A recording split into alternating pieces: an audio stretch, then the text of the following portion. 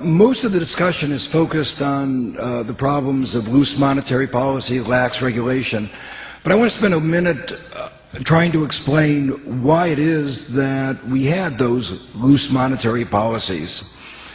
And the underlying problem was an insufficiency of global aggregate demand. I don't know if you remember at the end of World War II, there was a worry that we would go back into a depression, and one of the reasons for that worry was a worry that there would be insufficient demand to keep the economy growing. Well, the reason that the Fed pursued this lax monetary policy was, in the absence of that, there would have been insufficient demand. We would have had an economic downturn. So the question is, why was there insufficiency of global aggregate demand? And there are two reasons. The first is the increasing inequality in most countries around the world. And it's a really striking phenomena. Actually, if you look in the United States, as we know, that even though there's been growth in GDP, most people are poorer today than they were 8-9 years ago. Median income has been falling. And that's true in most countries around the world. So the reason this is a problem is that what we've done, in effect, is transfer money from people who expend it to people who don't spend it. And that lowers aggregate demand. In the United States, we try to get around the problem that the people at the bottom's income was getting lower in real terms by telling them, don't worry, you can continue to spend as if you had income. That is to say, we encourage them to go into debt finance. And in a sense, it worked pretty well for a few years, but it was clearly not sustainable. In the United States, what made things worse was the war. Because what the war did is contribute to rising oil prices. Rising oil prices meant that Americans were spending hundreds of billions of dollars a year to import oil.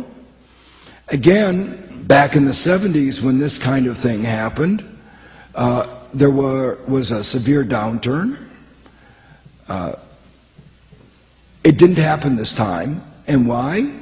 Well, what happened was the Fed had low interest rates, that fed a housing bubble, that fed a consumption boom, that enabled Americans to continue to consume even though we were spending so much money on imported oil.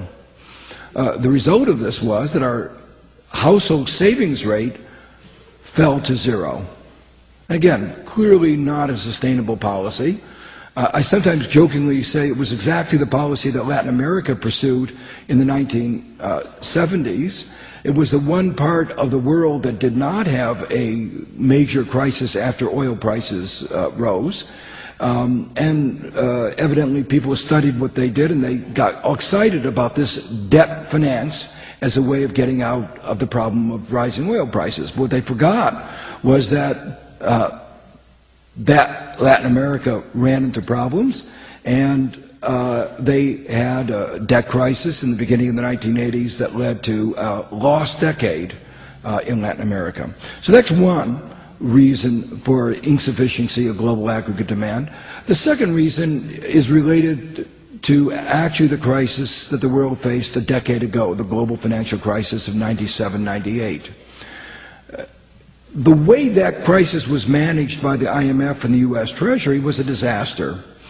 Countries lost their economic sovereignty. The IMF pushed them into pro-cyclical policies that converted downturns into recessions, recessions into depressions. If you want to get a feeling of how badly things can be mismanaged, unemployment in the central island Java of Indonesia got up to 40%. So we have a way to go yet to reach those achievements.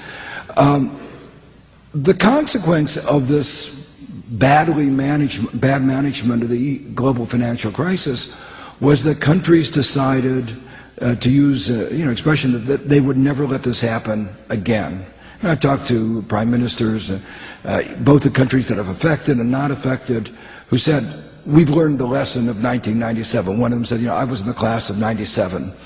So the only way they had to protect themselves was to build up large reserves.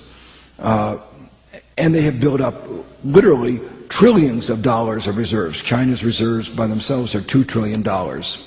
Well, the reserves are good for protecting them, but it means that these countries are not spending all their income. So it contributes to a global insufficiency of aggregate demand.